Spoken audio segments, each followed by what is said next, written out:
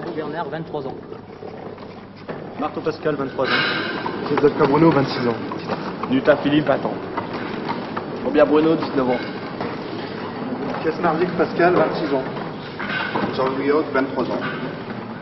La Francis, 24 ans. Thierry Dupont, 22 ans. Cécile, 14 ans.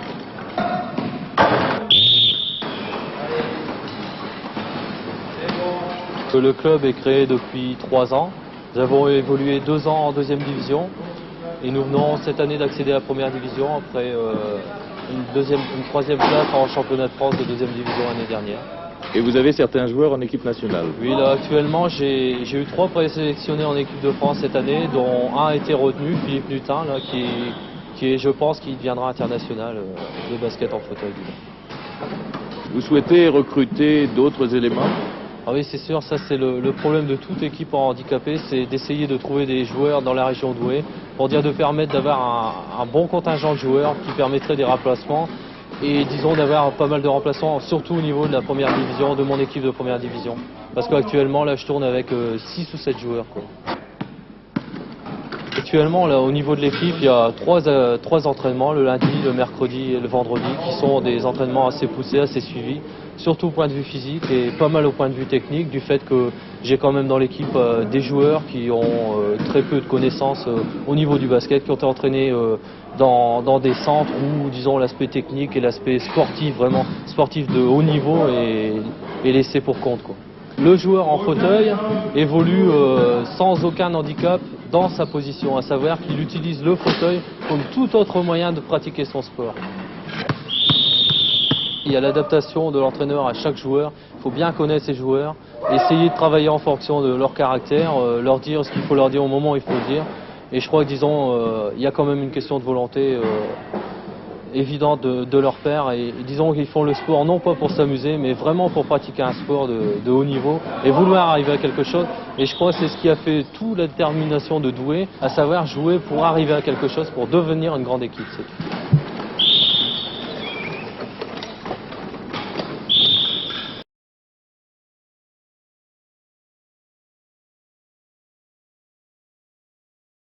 Nantes et Rennes qui part favori. Il s'agit de basket bien entendu.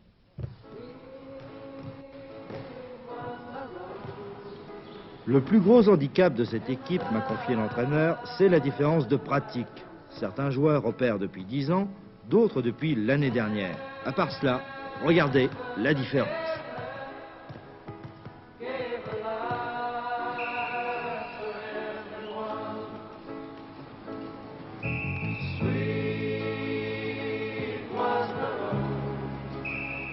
Le club, c'est la SHPR, l'Association sportive des handicapés physiques rennais. Il y a différentes disciplines. Le basket, eh bien, ça fait à peu près une dizaine d'années qu'il existe dans ce club. Et bon, le palmarès, on a participé à plusieurs Coupes de France, Championnats de France. Meilleur résultat, c'est il y a 2 ans, vice-champion de France. Si l'équipe n'a pas eu trop de difficultés pour trouver une salle d'entraînement à Rennes, en revanche, le club craint pour ses finances. Les déplacements sont longs, Berck, Paris, Toulon, longs et coûteux. Un budget modeste que Michel Isanik espère développer dès cette année. Vous entraînez combien de jours par semaine et On combien d'heures? s'entraîne 2 fois par semaine, le mardi et le jeudi. Et le mardi 3 heures, le jeudi 2h30. Ça fait partie de l'indépendance aussi, ça. Faire un sport, et puis bon, bah, le sport entraîne un développement physique qui n'est pas négligeable, surtout dans la vie quotidienne, hein, pour l'indépendance.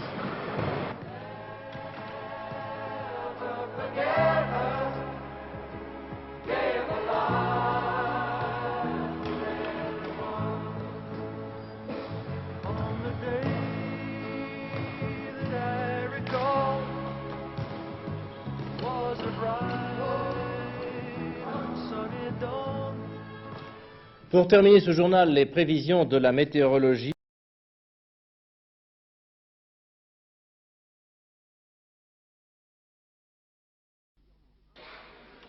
Coup d'envoi d'une saison particulièrement importante pour le sport handicapé.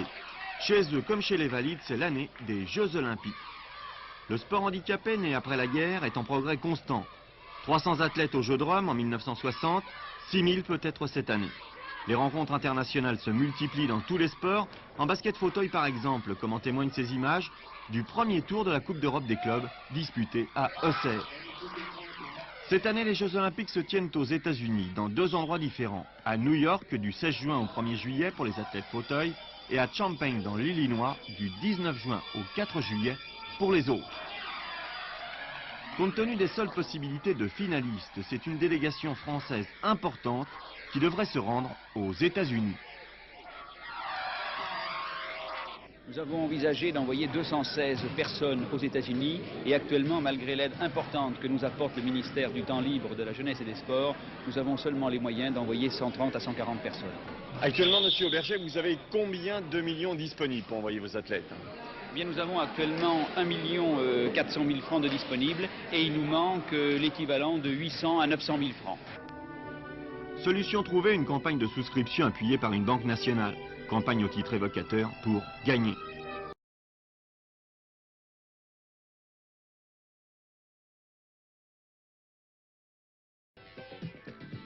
Les basketteurs handicapés berquois ont reçu une récompense de la part de la municipalité pour leur brillante réussite cette année, d'abord à la dernière Coupe d'Europe des clubs et ensuite en Coupe de France. Dans la compétition européenne, ils ont pris la 2e place, battue de peu par l'équipe tenante du titre, les Néerlandais d'Alsmer, pratiquement inaccessible depuis 3 ans. Et dans la Coupe de France, les Berquois, il y a une semaine, se sont brillamment vengés face à Auxerre, le stade auxerrois, vainqueur l'an dernier, qui a chuté face à son éternel adversaire, Berck. Bravo aux Berquois que l'on espère encore voir au sommet l'an prochain.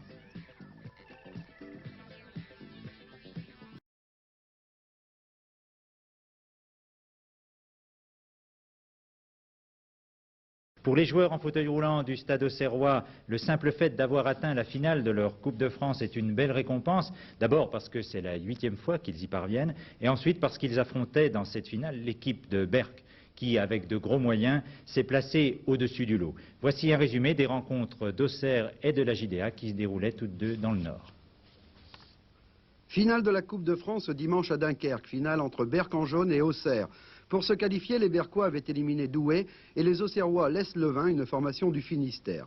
Pas de problème pour Berck, et ce malgré les 12 points d'avance octroyés aux Auxerrois afin d'équilibrer la rencontre. Cette différence a été rapidement comblée par les Berquois. Après 8 minutes, les Berquois avaient déjà la situation en main en menant 27-12.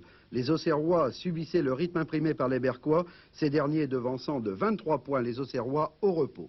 Même scénario en seconde période où Berck continuait d'augmenter son avance. Les Auxerrois ne pouvaient que limiter les dégâts et c'est finalement avec 40 points d'avance que Berck remportait la Coupe de France, 83-43.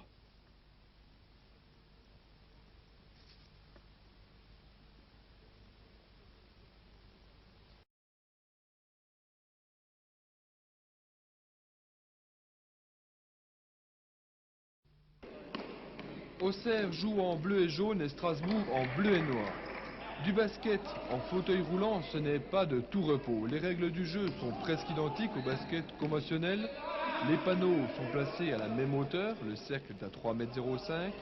Le terrain est aux mêmes dimensions, le temps de jeu est identique, 2 fois 20 minutes. Seules les règles des 3 secondes et des dribbles sont légèrement modifiées.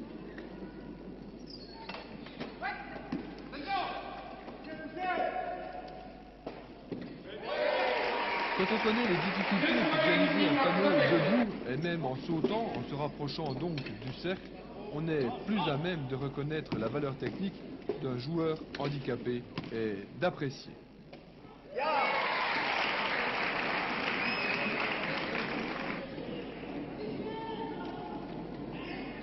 Il faut une condition exemplaire et un moral d'acier.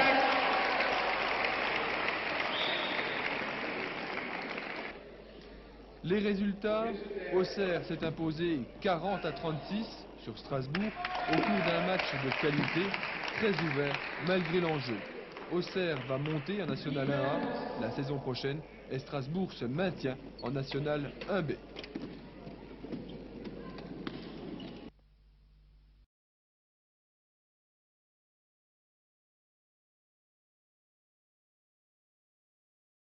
Le basket pour handicapés, c'est avant tout du basket. Les joueurs se servent de leur fauteuil pour faire du sport comme d'autres se servent d'un vélo ou de patin.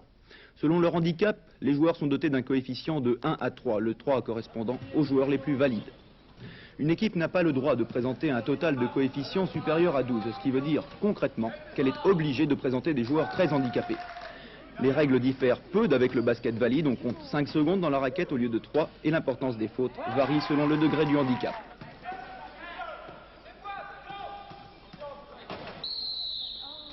Le basket, quoique j'ai des collègues qui ne sont pas toujours d'accord, c'est un sport de base. C'est-à-dire qu'avec le fauteuil, le gars apprend son maniement de fauteuil qui doit y servir dans la vie. Pour un handicapé, ne serait-ce que monter un trottoir, c'est déjà un handicap. En travaillant le fauteuil sur un terrain de basket, le gars sait manier son fauteuil, il sait monter un trottoir. Bon, puis d'abord d'être au contact d'autres handicapés, ça permet aux autres de sortir. Parce que le gros problème des handicapés, c'est de se montrer. Au match aller, Angoulême l'avait emporté en Bretagne avec 20 points d'avance. Le match de samedi soir prend le même chemin, avec ici une attaque et un panier marqué par Luc Ventose, le numéro 4. Luc Ventose qui est un très bon défenseur et très bon notamment en récupération. Une attaque bretonne qui va échouer. Et c'est Guéguen qui marque finalement. Et puis voilà la star de l'équipe, le numéro 7, c'est Jean-Jacques Régnier, c'est un international. Ici avec la balle, Patrick Ledins, Régnier de nouveau. Et Ledins finalement à la conclusion. Ledins, un jeune joueur de 20 ans, qui sait aussi très bien se débarrasser de ses adversaires. Et Régnier est très rapide en contre. Très adroit aussi, on le voit très bien sur ces images, cette passe à l'arrière. Régnier qui tire ainsi un lancer franc. J'aurais la grosse tête si j'étais toujours sur le terrain contre 5. Là je veux bien, si je gagne un match. Je crois que si on marque des paniers tous, je crois que la balle vient de nos coéquipiers. C'est-à-dire que bon, s'il y a un panier demi, c'est que tout le monde a participé. Hein, vous avez des marqueurs, vous avez des shooters, des presseurs. Bon, effectivement, vous avez des types qui manient davantage, puis qui travaillent d'autres, puis il y en a qui se condamnent, il y en a qui se sacrifient pour qu'il y ait un panier. À la limite, bon, la victoire est à tout le monde, elle n'est pas à moi. Score à la mi-temps, 34-21 pour le SCA, tout semblait facile, le jeu posé des Angoumoisins faisait tranquillement la différence et pourtant à la reprise, bien les bleus et blancs de Angoulême sont beaucoup plus nerveux. Les Bretons qui ne s'avouent pas vaincus, loin de là, jouent très physique, on note beaucoup de fautes lors de cette deuxième période. Les Bretons qui jouent le fauteuil comme on dit. Mais heureusement, les individualités font la différence dans l'équipe d'Angoulême. Ledins toujours auteur de 21 points et puis Régnier ici bousculé, 20 points à son actif. Régnier qui cependant a eu peu de réussite dans les lancers francs. Score final 54-41 pour le SCA qui jouera l'année prochaine en National 1B. On a gagné une vingtaine de points là-bas, on se vaut. Je crois qu'on a gagné là-bas à l'Osnevin comme on a gagné ce soir parce qu'on est une équipe, on a joué collectif.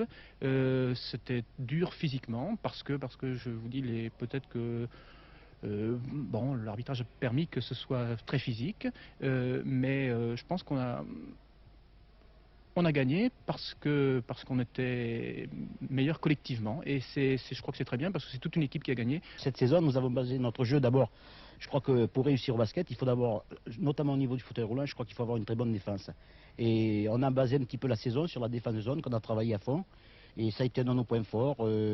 Bon, je crois qu'à partir de la défense, quand on est capable de ne pas prendre trop de paniers, qu'on a un petit peu d'adresse en attaque, bon, ce qui s'est passé un peu ce soir, je crois qu'on arrive à avoir une bonne équipe. Sûrement que les défauts, je crois qu'on est un petit peu fébrile par moment. Et bon, on a toujours des passages à vide, mais c'est vrai qu'on est un peu fébrile. Et il y a peut-être des petites tensions au niveau de certains joueurs dans des matchs, dans des moments difficiles. Mais je crois que c'est quand même, notamment peut-être à l'entraîneur, à résoudre tout ça. C'est pas toujours facile. Les résultats en basket à présent, ce n'est pas facile du tout pour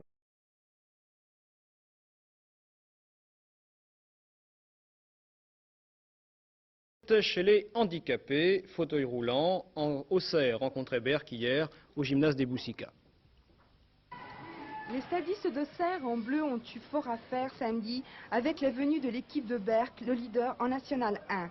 Les Auxerrois pourtant étaient en pays de connaissance puisqu'ils ont disputé ensemble les joutes européennes.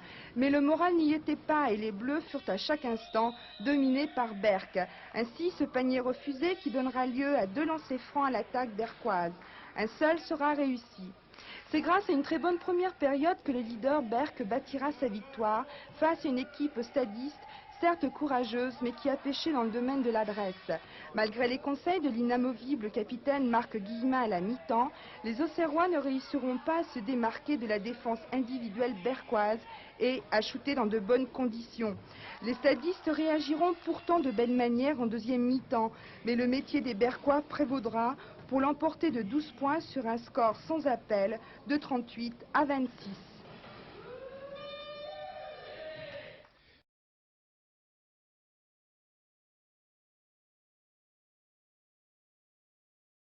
Guillemin, ici en bleu pendant le match contre Saint-Avold, est un capitaine auxerrois heureux. Son équipe, en effet, jouera en National 1A à la rentrée prochaine. Et ce, grâce à une victoire remportée hier sur l'équipe de Besançon. Une petite victoire 40-32 sur les Bisontins qui n'a rien à voir avec le score sans appel, 61-37, que les stadistes avaient infligé à l'équipe de Saint-Avold, ici en jaune. En effet, les Auxerrois avaient très largement imposé leur suprématie aux Lorrains. Après seulement 12 minutes de jeu, les stadistes menaient déjà 26-4, une formation visiteuse dominée dans tous les compartiments du jeu. Au repos, le score était de 34-16 et jamais les visiteurs n'arriveront à se reprendre. Fort de son avance tout à fait confortable, le 5 stadiste contrôla l'ensemble des débats malgré quelques bonnes actions de Saint-Avold qui s'inclinera finalement sur le score de 37-61. En Coupe de France,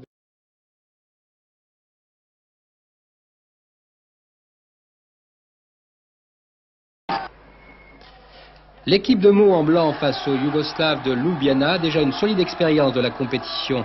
Si dans la grande majorité les règles appliquées sont identiques au basket des valides, il faut un maniement exceptionnel du fauteuil pour progresser et pour éviter la chute. Les joueurs seine-et-marnais ont acquis un niveau technique élevé, malgré des difficultés pour s'entraîner aussi souvent qu'ils le voudraient. Leur manque de disponibilité est lié à leur activité professionnelle, car ces basketteurs ont tous un emploi. Leur force est une volonté exceptionnelle d'apprendre leur basket qui émerveille chaque jour l'entraîneur Yvon Philippé qui les a rejoints il y a 3 ans, conquis par cette passion sans réserve pour le sport. Dans le basket à fauteuil roulant, presque tout se fait à la force des bras. Le déplacement, le dribble, le tir et la fatigue musculaire finit par entamer l'adresse naturelle des joueurs. Là aussi, la taille joue un rôle déterminant pour la récupération du ballon, mais le placement a son importance, comme les combinaisons qui se travaillent.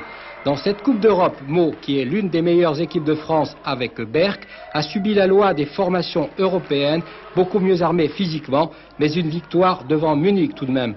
Certes, les Seine-et-Marnais étaient déçus par leur 4e place, mais pas découragés. Ils ont été sensibles au grand mouvement de solidarité locale qui a entouré leur initiative et celle de la ville pour organiser cette Coupe d'Europe. Des joueurs comme Bobo, Roussel et Thalys constituent un encouragement pour des jeunes à la recherche d'une activité physique adaptée à leur handicap. Des jeunes qui cherchent surtout la chaleur d'un bon club de sport.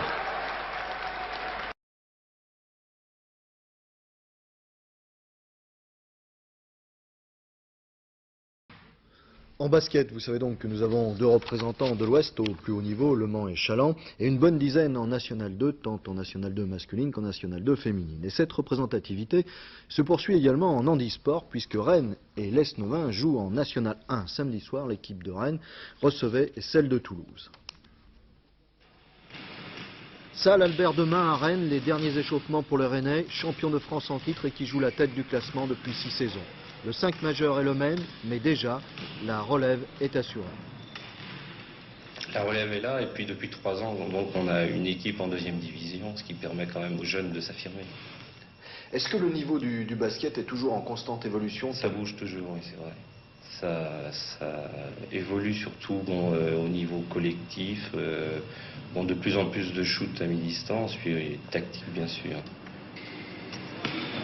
Samedi soir, donc, les Rennais en maillot orange, leader de leur poule, recevaient Toulouse, 5e et venu ici sans grande prétention. Le championnat de France se joue dans 2 poules géographiques, une phase finale opposant les 4 meilleurs, dont Berck et Meaux. L'handi-basket français se porte plutôt bien, puisque l'équipe nationale est championne olympique, mais pour maintenir ce bon niveau, il faut constamment innover dans le championnat et se tenir évidemment à l'écoute de chaque innovation.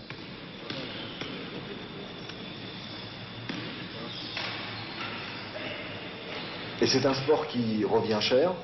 Très cher, puisque bon, on joue en première division, ça demande des déplacements importants. Problème financier, donc se déplacer pratiquement tous les week-ends en travers de la France, ça coûte cher. Et pour se maintenir en condition physique, difficile? Ça demande 2 entraînements par semaine. Actuellement, l'équipe à battre se trouve dans l'autre poule et c'est Berck. Une équipe depuis 2-3 ans sont quand même très haut niveau et évoluent aussi au niveau européen. Il y a une Coupe d'Europe aussi? Il y a une Coupe d'Europe, oui. Et vous serez qualifié, vous, évidemment, pour une Coupe d'Europe? On pourrait y participer, pour des raisons financières, on ne peut pas y participer. On est trop loin. Berck a beaucoup plus de facilité, ça se passe surtout dans les pays nordiques, donc moins de distance, moins de déplacement. C'est ce qui nous embête surtout, c'est les problèmes de déplacement. Oui, bien sûr, parce que pour les joueurs, ce serait plus motivant quand même. Certainement. Parce que jouer tout le temps leader, après ils vont se fatiguer, non, moralement? Fatigués les Rennais? Sûrement pas, mais samedi soir, ils ont eu beaucoup de mal à entrer dans le jeu, et ce sont les Toulousains qui vont ouvrir la marque. Guillot exploitant au mieux les fautes rennaises. Pas d'affolement rennais, mais tout de même une mise en route laborieuse. Aubin et Isanic, protégés par Aubin et Tripoto. Tir à mi-distance et finalement un panier de Schill pour revenir à la marque.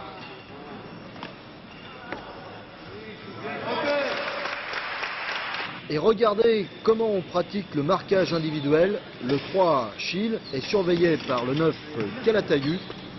Et cela tout simplement pour laisser une ouverture vers la bouteille, car ici le plus difficile, c'est de se frayer un chemin vers le panneau.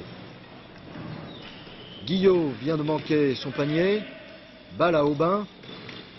Davy. Le nôtre. Aubin qui est revenu.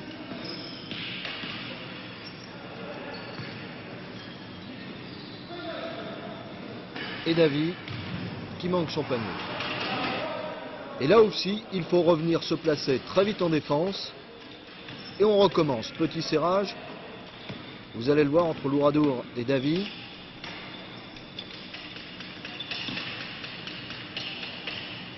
Isanic est même venu fermer la porte. Hangar. Et Guillot qui cherche l'ouverture. Je vous le disais, c'est le plus difficile. Et vous le constatez, cette fois les Rennais ont retrouvé leur jeu. Et ils vont faire la différence tant en défense qu'en attaque avant le repos.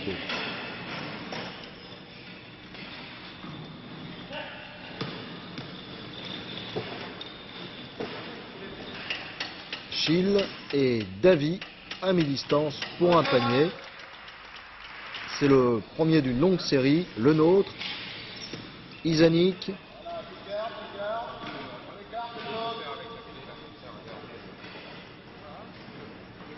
Et superbe bras roulé d'Aubin. 20-10 pour les Rennais. Guillot inscrira encore un panier pour Toulouse, mais les Rennais porteront leur score à 24-12 au repos. Et dans la seconde période, ils ne seront jamais mis en danger par une équipe toulousaine amoindrie. Pas de problème donc pour Rennes, vainqueur 46 à 26 et qui conserve facilement sa place de leader. A noter également que l'équipe réserve de Rennes qui jouait le dimanche et qui est leader de National 2 s'est imposée face à Saint-Paul-de-Léon 45 à 40 et conserve donc également sa place de leader en championnat de National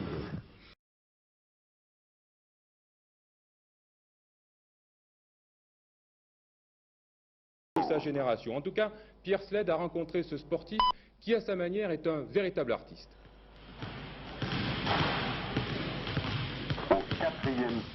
S'il n'avait eu l'occasion de pratiquer le basket en fauteuil à haut niveau, José Thérézet aurait pu tout aussi bien choisir l'athlétisme. Arrivé de la Réunion il y a à peine un an, il est devenu en quelques mois l'un des sportifs handicapés français les plus complets, comme le prouve d'ailleurs sa récente médaille d'or aux Jeux européens. 10 secondes. Sa venue au stade auxerrois lui a permis de connaître l'élite du basket en fauteuil, mais surtout de progresser grâce en partie à son entraîneur Marc Guillemin, ancien international. Les règles du basket en fauteuil sont à 90% les mêmes que celles du basket valide. Et pour l'essentiel, la règle des 3 secondes en basket traditionnel devient 5 secondes chez nous en raison de l'encombrement des fauteuils. 20 minutes. Et puis la règle du marché qui est constituée de 2 poussées et un dribble. Dans un système de jeu parfois statique en raison des blocages et de la surface occupée par les joueurs, la rapidité de José et son maniement exceptionnel du fauteuil tranchent nettement. 21 minutes. Un subtil mélange de qualité physique et technique où l'on retrouve tous les ingrédients du basket moderne. L'adresse,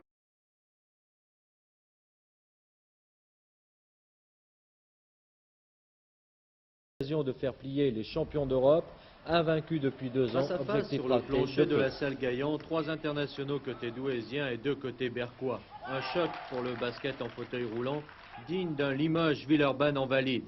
La chance pour le Nord, c'est que ce match oppose 2 équipes de la région. Match important pour Douai. L'essentiel, éviter l'humiliation pour soigner le goal average. Les douaisiens sont actuellement 2e. Un goal average pour le moins en danger face aux champions d'Europe, les Berquois. Mission largement compromise à la mi-temps par maladresse répétée. Les douaisiens sont à 10 points de Berck. On y croyait vraiment au début du match, on pensait qu'on aurait réussi. On n'a pas eu de réussite, disons, dans la première mi-temps. On a quelques paniers qu'on a loupés, quelques-uns qu'ils ont mis, puis ça a fait la différence. On a pris 10 points à la première mi-temps. On n'a jamais su revenir pour les reprendre en deuxième mi-temps. Cela ne s'arrange pas en deuxième mi-temps. Berck mène même de 20 points à la 25e minute, 47 à 27. Les Gaillans virent au pal face aux Berquois. Heureusement, les Verts s'efforcent de réduire leur pâleur et y parviennent. Les Berquois les aident beaucoup. Ils tombent dans la nonchalance habituelle lorsqu'ils dominent. Douai revient même à 9 points de Berck à quelques minutes de la fin, mais finalement perd le match 61-49. Nous espérons jouer avec Berck une Coupe d'Europe dans les saisons prochaines. Le Nord-Pas-de-Calais sera bien représenté, j'espère, d'ici peut-être à la fin de cette saison. Nous sommes à la 2e place, en concurrence avec Mulhouse et puis Auxerre. 2e place garantie par ce faible goal average, 61-49. Quant à Berck, l'essentiel reste la Coupe d'Europe. Bon, l'année passée, on a eu l'occasion de la gagner. Puis de 84, on ne perd pas. Bon, c'est vrai que pour l'instant, sur le basket en fauteuil, on a une suprématie assez grande, mais bon, j'espère qu'il y a une équipe qui va nous battre quand même. Cette équipe, pourquoi pas Douai un jour en Coupe d'Europe. Ça y est, depuis samedi, la salle de Liévin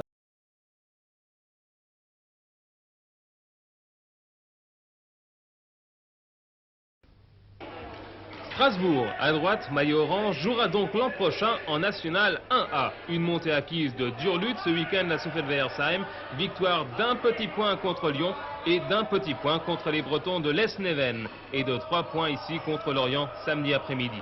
L'entraîneur Robert Ganter a réussi un formidable pari. En 10 ans, il a su monter une équipe de basket handisport et la faire évoluer dans la division suprême. Reste à souhaiter maintenant que les moyens financiers suivront, car les transports notamment coûtent cher, très cher. Ici, nous assistons à l'un des derniers lancers francs de la rencontre contre Lorient, un match qui aura gardé son suspense jusqu'à la dernière seconde. Bravo tout de même aux basketteurs de l'ASFA.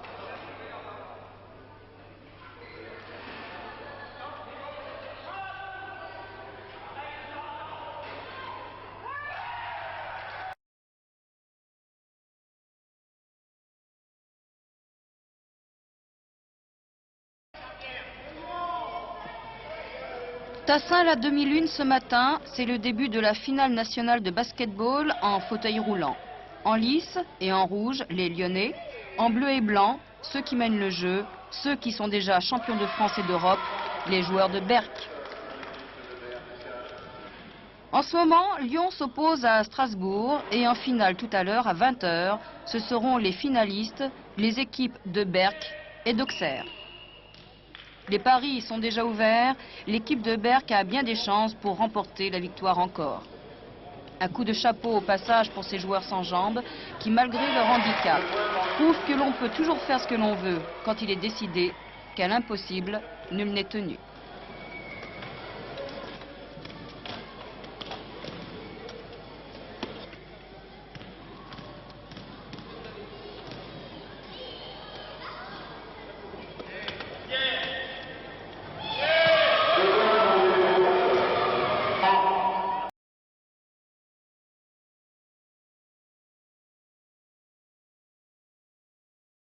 Berck et de Douai se sont qualifiés aujourd'hui pour la finale de la Coupe de France de basket handisport. Une phase finale qui se déroule cette année à Saint-Avold à l'occasion du 10e anniversaire de la Fédération handisport de l'Est mosellan. Le club handisport est-mosellan existe depuis 1976 et c'est en effet pour ce 10e anniversaire qu'il organisait les phases finales de la Coupe de France de basket en fauteuil roulant. Du basket qui reprend pratiquement toutes les règles du basket pour valides, demi-temps de 20 minutes, 5 joueurs par équipe. Une première demi-finale opposait ce matin l'AS Berck en bleu et vert au 16 de Noisy-le-Grand en rouge. Et Berck bien sûr faisait figure de grand favori avec son palmarès impressionnant. Champion de France en 82, 83, 84, 85 et 86, vainqueur de la Coupe en 84 et 85 et champion européen en 86. Pour compenser cette supériorité, les nordistes partaient avec un handicap de 15 points. Autre handicap, cette fois pour Noisy, les joueurs rentraient juste d'un déplacement au Canada. Pourtant, sur le terrain, la fatigue ne se sentait pas et Berck a joué l'attente en zone au lieu d'attaquer, une tactique qui aurait pu lui coûter cher car le score à la mi-temps était de 38 à 38. Noisy allait constamment talonner Berck, l'écart ne sera plus jamais de 2 points et c'est finalement sur le score de 66 à 62 que Berck va se qualifier pour la finale.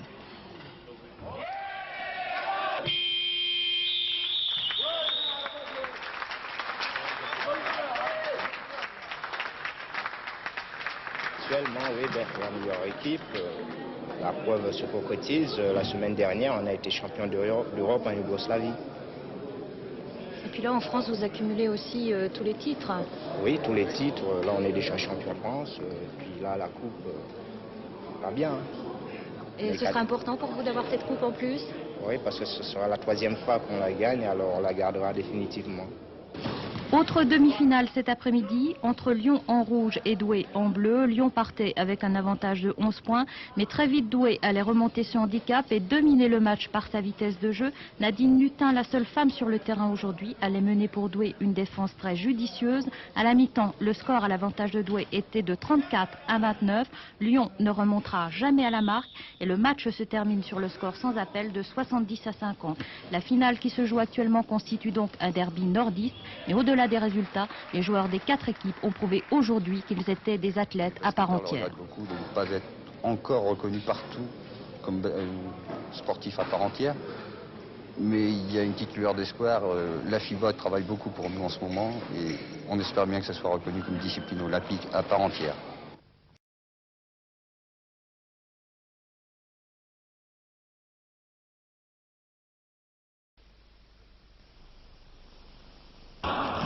Il faudrait chercher bien longtemps pour trouver une équipe plus titrée que celle de basket de l'association sportive handicapée physique de Berck. Depuis 1972, où elle a été championne de France en seconde division, elle n'a cessé d'accumuler les titres. Champion de France depuis 5 ans, Coupe de France depuis 2 ans, Coupe d'Europe des clubs champions l'an passé, cette même coupe qu'il dispute cette année en Yougoslavie. Une compétition qui stimule l'équipe. Son niveau est en effet si élevé qu'elle en vient à s'ennuyer en championnat de France. On est parmi les favoris, quoique on part un peu dans l'inconnu, puisqu'on a rarement l'occasion de se frotter aux équipes européennes. Le championnat de France ne nous offre pas de confrontation de haut niveau, donc on part un peu dans l'inconnu sans savoir contre qui on va tomber et quelles équipes vont être présentes. L'équipe du centre de rééducation Hélio-Marin, pour être et rester à ce niveau, s'impose 3 entraînements par semaine. La dextérité en fauteuil, l'adresse dans les tirs sont les 2 plus belles qualités qu'on lui demande. Et malgré un public local inexistant, malgré les résultats, malgré l'exemple qu'il donne à tous, le moral reste au beau fixe. Il faut tout réunir là.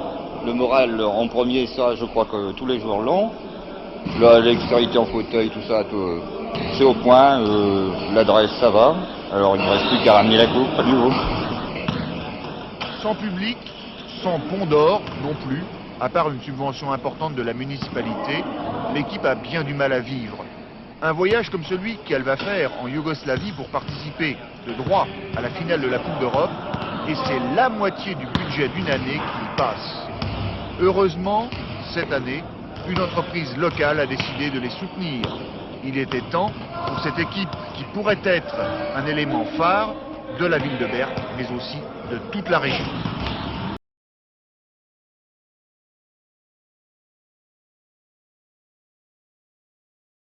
Avec un exemple depuis hier soir à Mulhouse où se déroule une des phases éliminatoires des championnats d'Europe de basket en fauteuil. 6 équipes en présence, le regard de Fabienne Thomas et de Jean-Claude Butch.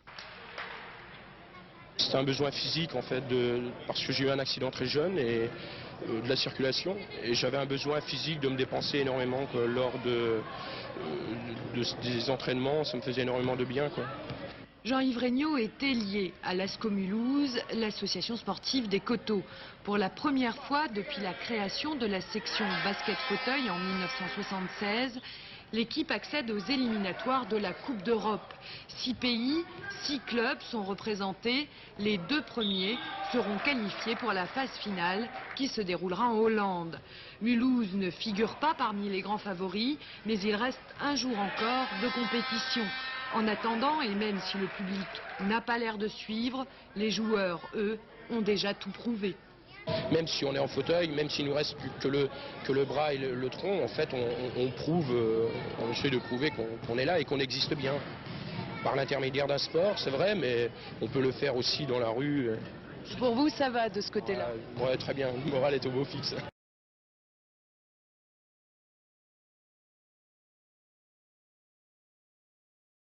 Roulant avec la phase éliminatoire de la Coupe européenne qui s'est déroulée, qui se déroule pendant 3 jours à Mulhouse. C'est souvent spectaculaire le basket en fauteuil roulant, vous l'allez voir avec ces images de Jean-Claude Butch. Alors tout de suite on va aller sur place avec les commentaires de John Reichenbach et les interviews de Fabienne Thomas. Du jamais vu à Mulhouse, une poule qualificative pour la finale de la Coupe d'Europe des clubs en basket handisport. Le club de l'ASCO Mulhouse, organisateur mais aussi participant, avec 5 autres clubs européens, un club belge, un autre hollandais, anglais, suédois et allemand. Ici, la rencontre hier matin entre Duisbourg en rouge, Duisbourg donc à gauche, contre l'ASCO Mulhouse en bleu. Les Mulhousiens qui restent sur une défaite la veille contre les Néerlandais d'Alsmer. Et ce match est donc très important pour savoir qui participera à cette fameuse poule finale de la Coupe d'Europe des clubs champions. Ici un Michel Mensch, dossard numéro 10, étonnant, peut-être le joueur le plus offensif hier contre Duisbourg.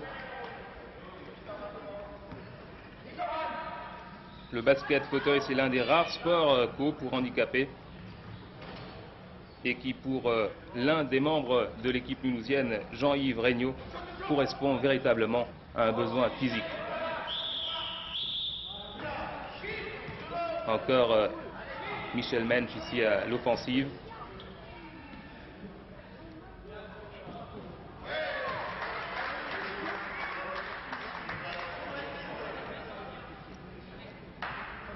Et pour l'instant, l'équipe de Mulhouse mène par 10 points à 8. Le score 8-2 en faveur de Mulhouse.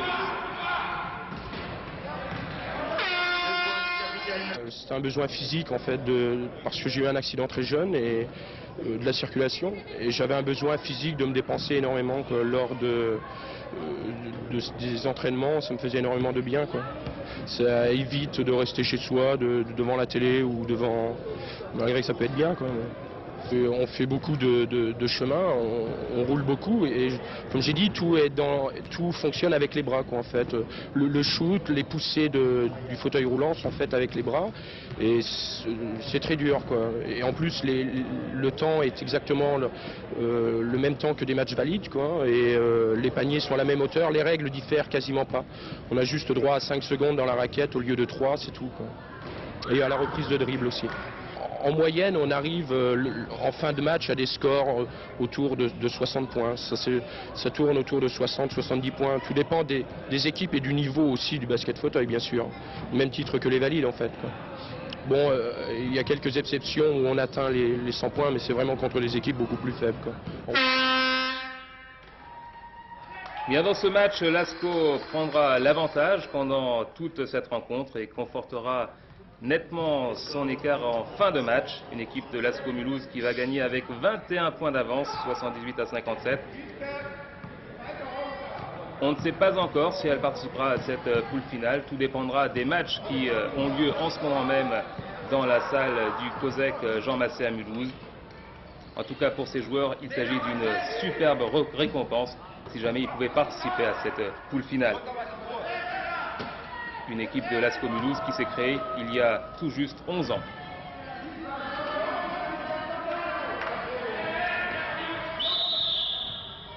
Un titre me fait plaisir. Un titre de champion de France, mais je serai difficile avec Berck qui est intouchable actuellement, mais pourquoi pas dans 2-3 ans. Ce serait votre rêve à vous? C'est mon rêve d'être à Mulhouse avec un titre de champion de France. Nous en saurons plus ce soir donc. Un titre de champion de France qui ferait donc plaisir à Thierry Maurer, l'un de ses fondateurs de l'ASCO Mulhouse.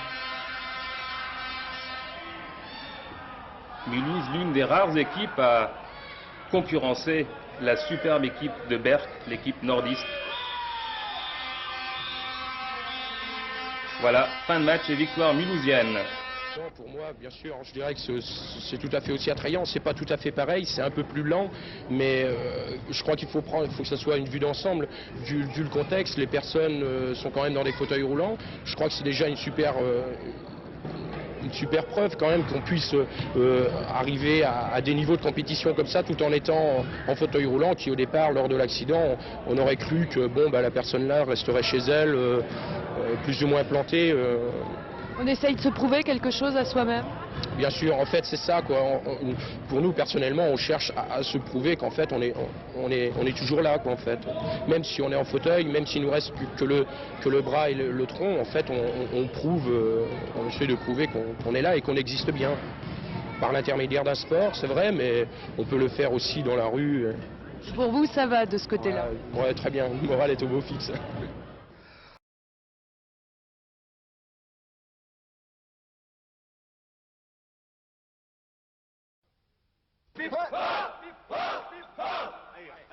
De la motivation, mais pas d'excès à ces championnats d'Europe qui ont vu les Français remporter hier leur 3e victoire consécutive. Grâce à leur mascotte, bien sûr, mais grâce aussi à de très grandes qualités techniques et physiques. Dès le début de la rencontre, les Français prenaient largement l'avantage pour finalement mener de 10 à 15 points pendant toute la durée du match. Un match qui n'avait attiré que 300 spectateurs, c'est peu quand on sait que l'équipe de France est championne olympique et championne d'Europe en titre. Bien peu de sportifs français peuvent se vanter de posséder un tel palmarès. En tout cas, hier à Lorient, les absents ont eu tort, car du spectacle il y en a eu pendant cette rencontre, avec beaucoup d'engagement physique de part et d'autre. Bref, en près d'une heure de jeu, Français et Italiens ont montré que le basket en fauteuil roulant, c'est un sport à part entière, c'est un sport qui ne peut pas rester sur la touche. Je voudrais quand même mettre l'accent pour que les gens prennent bien conscience que nous sommes là, nous avons la chance d'être sur nos deux jambes et peut-être que dans 10 minutes, on va se retrouver dans un fauteuil roulant. Donc il ne faut pas en faire une deuxième société. Il faut que ce soit des sportifs à part entière, au sens propre du mot, et non seulement sur le papier. Et c'est vrai que pour jouer au basket handisport, il faut être un vrai sportif, il faut être en forme. Mettez les joueurs d'Orthez dans des fauteuils, jamais ils ne réussiront ce que font les handicapés qui, eux, ne peuvent utiliser que leurs bras. Alors tout de suite, les qualités nécessaires pour être un bon basketteur. Une bonne technique, un bon maniement de fauteuil, du physique, un esprit de groupe. Je pense que c'est les principales qualités qu'il faut avoir. Fin du ballet avec la victoire de l'équipe de France 64-41. 3 matchs, 3 victoires. Prochain adversaire Israël et puis vendredi la demi-finale. Avant, tout le monde l'espère, la consécration samedi pour la finale.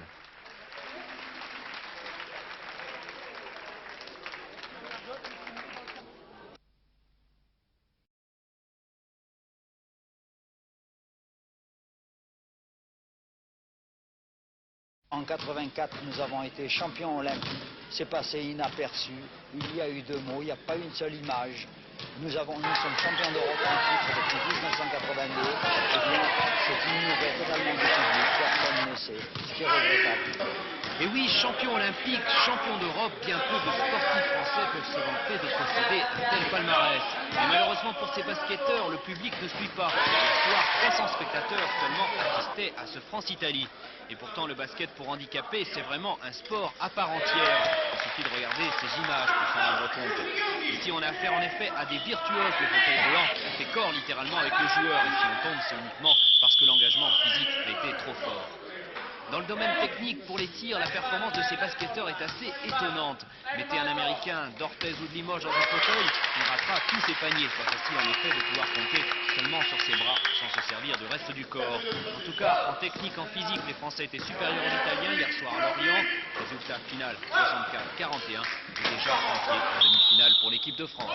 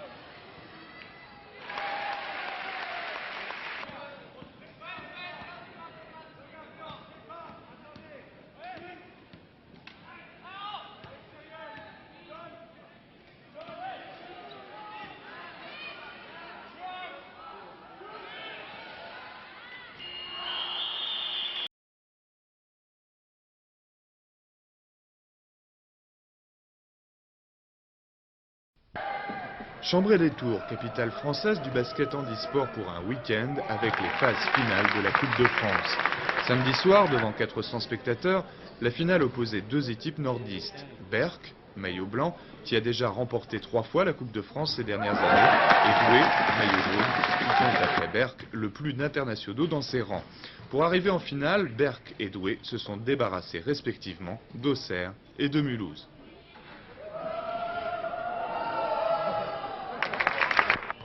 Compte tenu de l'écart séparant les 2 équipes finalistes, la fédération laissait un avantage de 10 points aux joueurs de Douai. Un handicap que les Berquois allaient remonter en une mi-temps, 20 minutes de jeu effectif.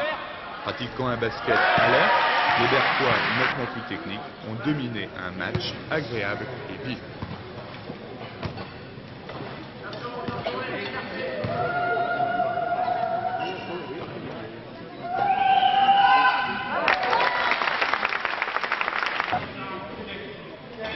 En deuxième mi-temps, Berck a fait nettement la différence, battant Douai 82 à 64. Déjà champion de France, les Berquois, vice-champions d'Europe, réalisent un joli doublé et remportent leur 4e Coupe de France consécutive. Un résultat qui en dit long sur la place qu'occupent les équipes françaises de basket handisport sur la scène internationale.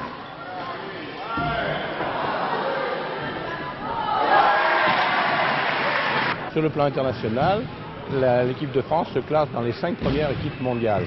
Elle va disputer là les championnats d'Europe à Lorient, où on espère quand même avoir au moins la médaille d'or. On ne cherche pas du tout la médaille d'argent.